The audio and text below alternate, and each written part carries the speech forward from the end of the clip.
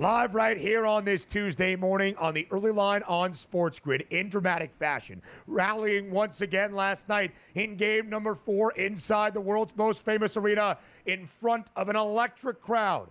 The New York Knicks hold a 3-1 series lead in their second round set against the Boston Celtics. One win away from the first conference finals appearance for New York in the last 25 years. So joining us on this Tuesday to react and put a bow on all of it, CP the Fanchise is here on the early line, of course, of KnicksFanTV, breaking it all down for us on this Tuesday morning. CP, as always, we appreciate the time, man. Thank you for being here after what I'm sure was a very long and yet very exciting night on a Monday outside Madison Square Garden. Long and exciting nights, Ben and Donnie, as all these games are, win or lose, man. But this is a great time of year. You know, it's orange and blue skies, even though it's a little bit gray outside. And just a great win for this organization, a great win for the fans, and stellar play by these Knicks players. A resilient group, no question about it.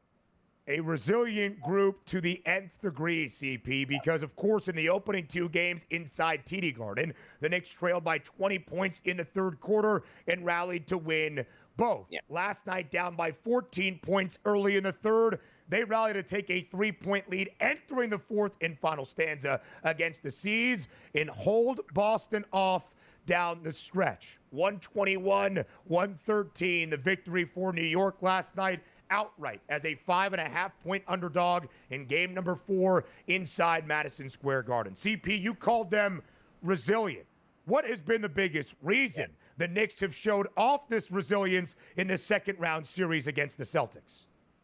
Well, it starts with Captain Clutch, Jalen Brunson, guys. I mean, absolutely electric in that win yesterday. 39 points and 12 assists, 5 rebounds. And this is an incredible stat that I found on Jalen Brunson. Shout out to my guy, Tommy Beer, for this. It's in after every playoff loss, Jalen Brunson is averaging 34 points, 7 assists, and 4 rebounds, and the Knicks are 8-2 in those games. I happened to be at one of those games last year, Game 4 in Philadelphia, where he dropped 48 points. Last night, again, 39 points, 12 assists, 18 points in the third quarter, fellas. He was absolutely marvelous in this game, and I thought his floor game was excellent. He was balanced. He was scoring when his team needed to. He got Mikal Bridges going, OG Anunoby going. He was dishing. I mean, this guy will never let his team down. And, hey, this is the NBA's Clutch Player of the Year for a reason. He was brilliant last night in that win.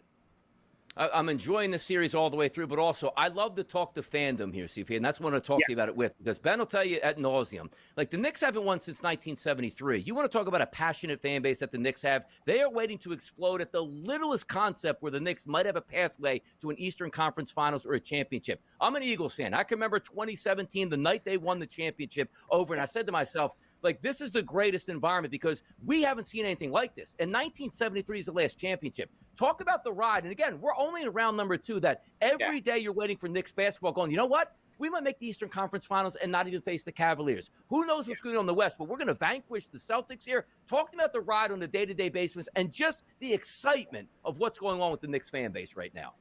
You know, Donnie, man, it's what made me a fan coming up in the 90s. You know, watching this team for 30-plus years, you watching the playoffs because you just never know what can happen. And the Knicks are always good for giving you those magical moments. Last year, it was the DiVincenzo three-pointer against the 76ers. You know, this year, it's these comeback wins against the Boston Celtics. And then you look outside, 7th Avenue is mobbed. Knicks fans all over the place in jubilation. And as we said before coming on to the show, this is really, I'm really happy for the young generation of Knicks fans who didn't experience the blue-collar Knicks of the 90s, or certainly didn't experience the 70s championship teams.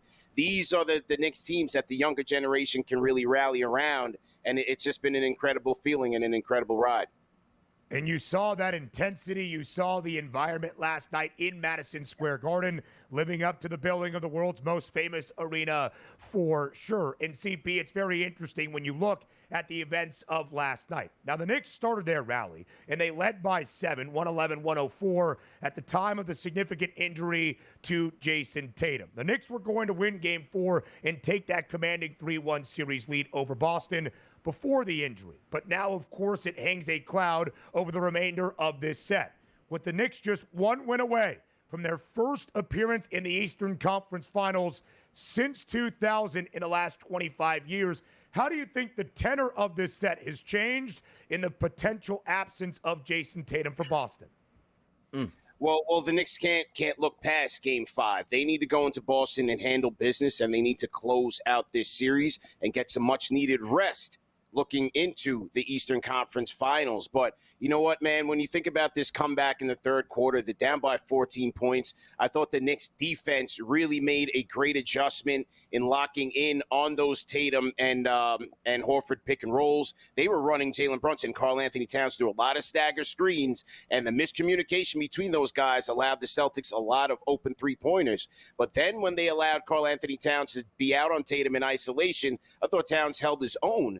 A very underrated stat in this comeback was the Knicks won the rebounding battle decisively for the first time in this series, 43-31. I thought them controlling the possessions against a Celtics team that wants the extra possessions to shoot those threes was critical for them. And lastly, Mitchell Robinson, fellas, the block nest monster is making his impact on this series. A lot has been made about the free throws and him not being able to hit them. But when the Knicks had him in the game, in Game 4, a lot of the times they weren't anywhere near the bonus. So he was able to stay out there in extended time and make his impact felt. He had 5 offensive rebounds, mauling Porzingis and Cornette, and that also helped that Knicks defense hold steady.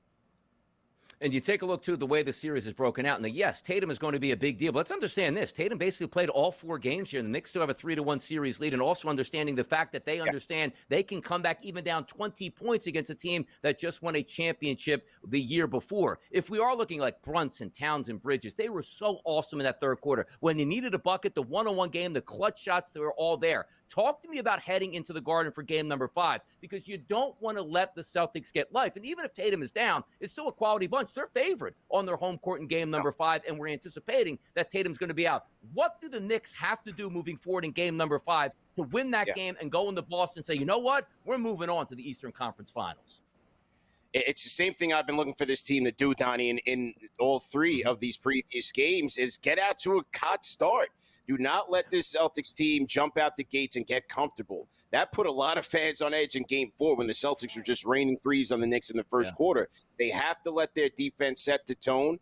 Understand that this is going to be, once again, a desperate Celtics team. So the 50-50 balls, the loose balls, the Knicks have to be out in front.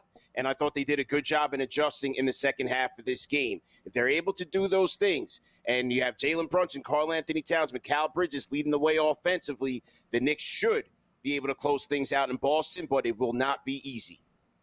Now a 4.5-point spread in favor of the Celtics. As CP mentioned, the Celtics had an 11-point lead at the end of quarter 1 last night, an 11-point lead at the break last night. They were 12 of 24 from deep at the half last night, and still the Knicks, down by as many as 14 in the third quarter, found their way to a rally once again. Mike Breen, who not only is the lead play-by-play announcer for ESPN, but calls Knicks games on MSG throughout the regular season, said last night, CP, it was probably the biggest win for the New York Knicks as a franchise in the last 25 years. So we hope you continue the celebration all the way to Game 5 and potentially the Eastern Conference Finals now as well. CP the Fanchise joining us here on this Tuesday on the Early Line. We appreciate the time as always.